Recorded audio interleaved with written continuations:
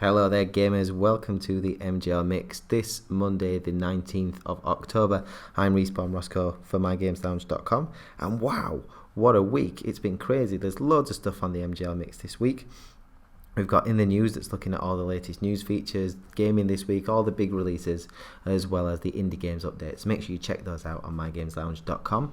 I am here with a gaming confession. We had a fantastic series of reviews from David Game on My Games Lounge this week, who confessed himself to be an Uncharted virgin. Now I have to confess to be a Halo virgin.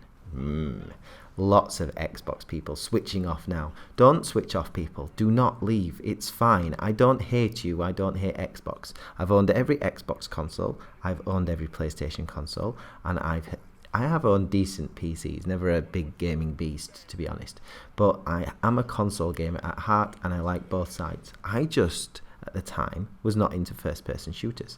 So, towards the end of this video, I'm going to have a little bit of a talk about why Halo is so interesting to me now I've started playing the Master Chief Collection, as well as talking about Halo 5 coming up. But, first of all, I want to respond to a gentleman who did a reply to my last video, which was really kind of him. It's Carl. He got in touch with us via the Facebook page for mygameslounge.com. Said some very nice things about the website, so thank you for those, buddy.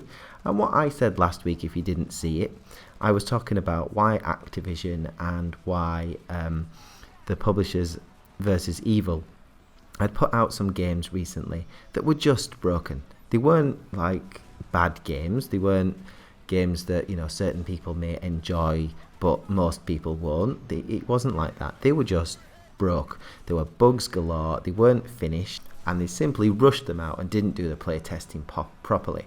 Now, he had a stronger opinion on this than myself. I was quite comfortable to blame the corporate side of things. He was blaming the developers too, and that, good on you, Carl. That's good, buddy. I mean, my perspective is speaking to games developers, the guys on the ground. I know that them putting in the hard yards, putting in the coding, I know that they don't want to make a bad game, and they often get rushed through things like a lot of us do it in lower kind of type jobs. If you think about your people on the shop floor of any job, they're the ones getting rushed, and it's the management teams above them that are always giving that, cracking the whip and making them work really hard and to fit deadlines in and just to rush things at times. And something that was brought up was that Tony Hawk's was released because his contract was up. And I'm sorry, but that's not an excuse. If you haven't made a Tony Hawk's game, and as long as you've left it with Activision, there was no excuse for them to rush a game out because his contract was up when they hadn't released one for years. I find that a little bit of a poor excuse. Not that the person suggesting it is, just that they can't be saying that. It's not fair. You've got to make a game properly, contract or no contract. Sort that stuff out. That should be done. The game should be right. Otherwise, it makes a mockery of the contract itself. But no, thank you to Carl for doing a video reply for us. He said something about Destiny. I was mainly using Destiny as an example to show you how a game can grow if you kind of, leave it out there on the market and develop it. But I didn't mean it was a broken game. It was just, like you said, an incomplete game. But no, broken games that are full of bugs, that just needs to be sorted out. People need to do the play testing properly. They need to get it out there on the market. They need to do what the Star Wars team at DICE have done, put betas out there. There's no reason not to do it nowadays. Let's get it done. Now, moving on. Thank you, Carl. Let's get on to some Halo. I've been playing the Master Chief Collection this weekend, and I've got a few things that I need to bring up from this series, positive and negative. But this is my first time through, so let's just see what I think about it. So first of all, Halo fans and gamers out there, I'm not the best at first-person shooters. So it was quite cool actually to go back a step and play the very, very first Halo. I really enjoyed the first one to the point where I've got to. Obviously, I'm just trying to get a sample for the game. I want to, this week, if I have time, I do want to progress my way through the full plot to it, but I just want to kind of get a sample for it at the moment. I have a bit of an OCD thing where I have to do things in order. So rest assured, I won't just like Halo 2 and only play that. I will definitely play through the series. So I'm fully prepared for what I'll be playing in Halo 5 that does look outstanding. and what I played of it at EGX was outstanding. The multiplayer was fantastic. I can see how a lot of when you take this step back, I can see from a perspective of someone that's never played this before, how Halo has kind of influenced the first-person shooter now. I can see how playing games, like Far Cry, that have taken inspiration from Halo. I can see certainly playing Destiny. You can feel the Bungie stamp on that. But I think a lot of first-person shooters that I've played in even recent years, even in the past 6 or 7 years, you can see how Halo set that trend up. I do think going backwards, you see the limitations of what games used to be. So when you see the swarms of enemies coming towards you, I think the AI in Halo is decent, but I can understand why people are criticizing Destiny now, because Bungie had this kind of way of making enemies. So you've got the kind of, this is this type of enemy and they attack like this is this type of enemy and they attack like this, and they followed that pattern through with Destiny. And going back, I can see where those roots come from, and they maybe need to think about moving on from that now, because that's not how gaming works now. We need more variety in enemy types, I think, than what Halo shows. When you go back, you can see that the AI is good and was certainly good for the time, but I think now in the world of procedural gaming, which is really, really impressive, you look at a game like, say, Dying Light, where they use procedural generation to make the zombies. So as you were walking around, a zombie was based on certain parameters. So it could be a male zombie, female zombie, skin colours were different, heights were different, what limbs were missing, what they were wearing.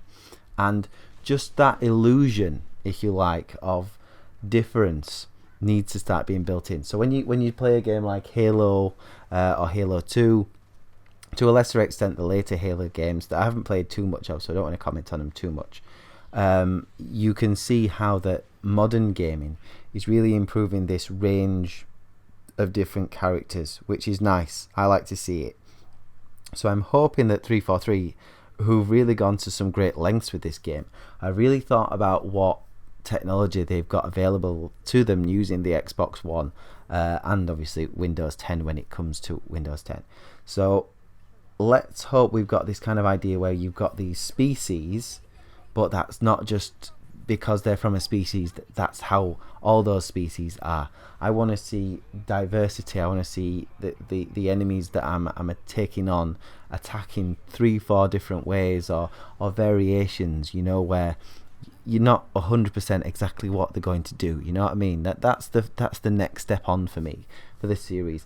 But positively, I mean, I don't know if it's just the quality of the reboot of the Master Chief Collection, but it looks beautiful. I got myself onto, in the first one, I obviously went through the tutorial, went through the kind of corridors that all look the same on the ship, which is kind of what you expect on a ship. Got dropped onto the Halo, and the greenery, the water effects, everything on there is really, really cool. It's got that old school feel to it with the controls with first person shooting that have moved on significantly. Now we've got really cool triggers. I think they maybe could have rethought the controls for Halo 1 when they remastered it, but they didn't, and that's fine. You want to play it like the original, so that helps me out. But my first impressions of playing Halo have been very, very good. I feel bad I missed it, if that makes you feel better, gamers. I do feel bad that I missed it. This is a full-on gaming confession to between me and my microphone. But I probably should have taken the time out to play Halo. Having played it now, it stands the test of time. David Game's been playing Uncharted, and there have been less Uncharted games, obviously, and they've been released more steadily than the Halo games were, I would say. But he's probably in the same as me. He's probably there going, oh yeah, the first one's perhaps showing its age, but as you go through, you can see why, these games were just so revered for their particular console, and how much people love them, and I can see why people would love Halo. I can now, having got to grips with it, having sampled that kind of atmosphere, I can see why there's a lot of gamers out there that would love it now, and especially those people that love multiplayer, which isn't me.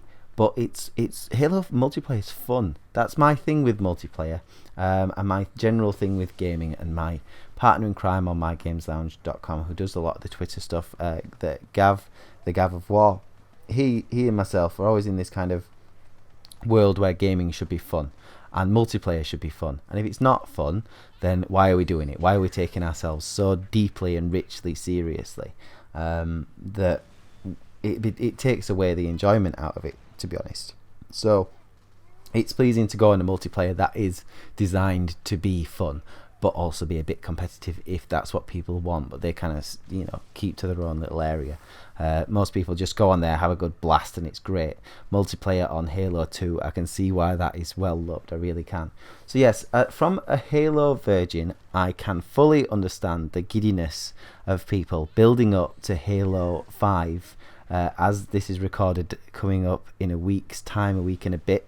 I think it'll be 9 days from recording, so that'll be good when it comes out on the 27th of October. I will be looking forward to getting a go myself. I really am. I think it's going to be good.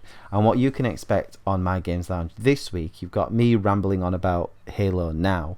I'm going to be doing a little bit more of a kind of a rundown. We've got a new feature called the MGL Lowdown, which is running through a bit of a preview of all the games, that it also includes some of our expectations and thoughts. So it's a full-on look at a game in depth before its release. And the first one is Assassin's Creed Syndicate, which is out on Tuesday the 20th.